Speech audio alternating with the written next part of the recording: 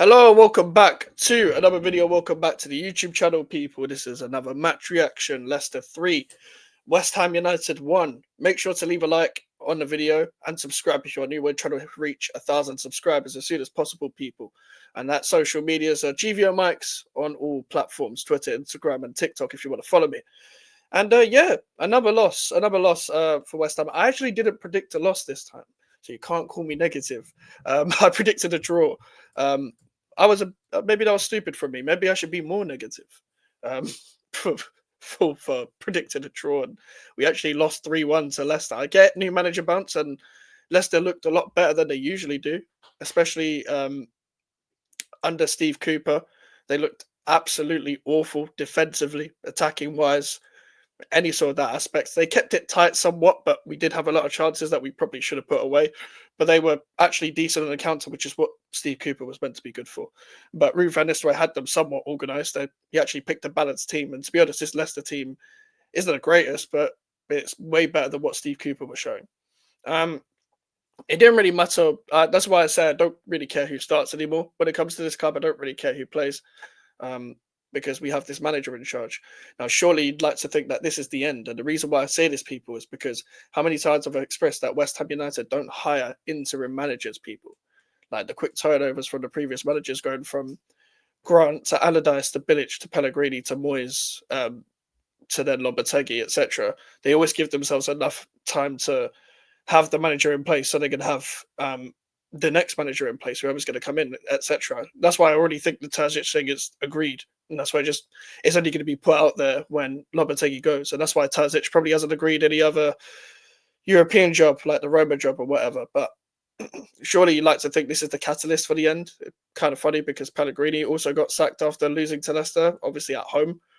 So it's kind of a bit of a coincidence there. But that's why I think this may be the end. Because obviously after the Arsenal game, you should sack him, but people could be like, the owner's excuses may be, oh, but it's Arsenal, they're one of the best teams in the league, and it's a quick turnover from Saturday to Tuesday to get a manager in. But you've got pretty much 6 days. The next game's on Monday. You've got more of a rest than any other team in the Premier League for the next game week. So there's not really much of an excuse for here going on forward from that. For me, when I whole look at this game in general, there's not really much to analyze apart from the fact that we are awfully coached. Yes, individual mistakes obviously have got to be put up there, but Kilman for the last goal, terrible for the last goal. Mavropanos for the first goal. I can't even remember what the second goal is.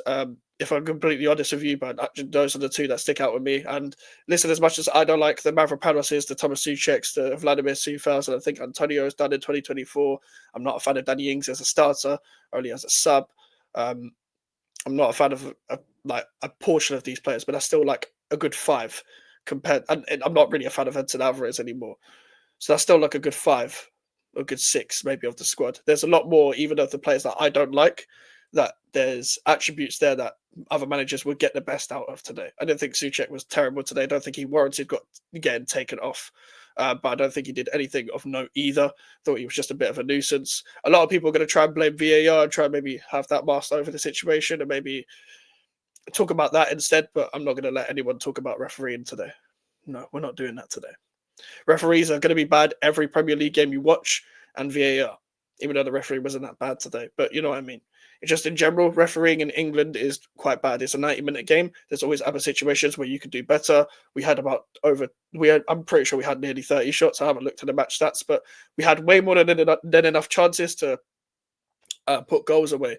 It feels like Lopetegui doesn't even want to, keep his job because, for example, he took Soler off, which was probably one of the better players. He has a great final ball on him, to be honest, and I didn't think he was that bad today.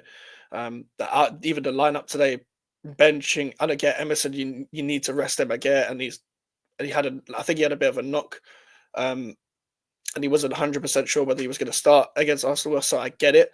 At the same time, and Todibo had a knock as well, but playing Vladimir Soufal, if Emerson is remotely fit, you play him over Soufal. Soufal, I think everyone see why I've been complaining about him, but I'm not going to go in on him too much just because I just don't care. I don't really care anymore when it comes to raging about players anymore and raging about the game. And like individually and stuff. I got up for the Arsenal game because it's Arsenal, but they always pin me back down. They always pin me back down. This is kind of the problem. This is kind of the problem. Like you don't really have enough hope anymore. You don't have enough excitement. You don't have the thing in the back of your heads. I think they're actually going to get back into the game, sort of thing. More so the fact that you're kind of just waiting for the game to end as soon as it starts. I actually didn't think we were going to lose today.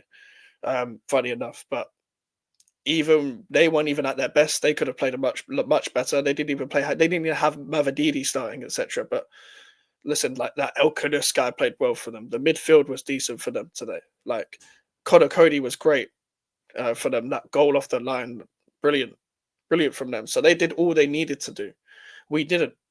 We didn't. Of course we didn't. But I can't even really blame the players and blame the squad that much. And I kind of, and to be honest with you, regardless of what I think of some of the players that have been here since last year, I feel sorry for the players that had to play last year and are playing this year, because I understand from your perspective, especially, that you had two coaches that you didn't feel like was getting the best out of the team, and it felt very uninspiring, and it felt like they lost the manager lost like the previous manager lost the dressing room around in the early 2024 onwards, and this manager's lost his dressing room about 5 games in, to be honest with you. And I do feel sorry for the new players as well, because you've probably been sold a dream, you've probably been sold some form of project with the director of football, but you haven't got the manager to back that up with the same structure. And to be honest with you, I don't know. I don't think any of the players are going to watch this, because I'm not built like that in terms of YouTube and in terms of views and likes and comments, etc. But if you are watching this, and I can say this from a fan perspective, it's not going to get any better. It's not going to get any better, and that's the reality of it. I could be like, I'll just get behind the players and all that. It's not going to get any better, because even if the manager gets sacked, even if we hire a Terzic who is an upgrade on Lopetegui but isn't the most inspiring coach, you're still not going to be able to fulfill the potential of what this squad really is. And it's not really going to make a difference, because this squad is not necessarily special, but it's good enough to reach like at the top ends of the table and stuff like that as well. But we're not going to reach there anytime soon, and I didn't expect to. As I said, 10th in the style of play. We are not getting either of those this season. Make sure to leave a like on the video. Come and check out my match reaction live at 10:30. So as soon as you see this video come out, we're probably already live. But big up to everyone. Thank you guys for watching. 1,000 subscribers. We're trying to reach that as soon as possible. Take care.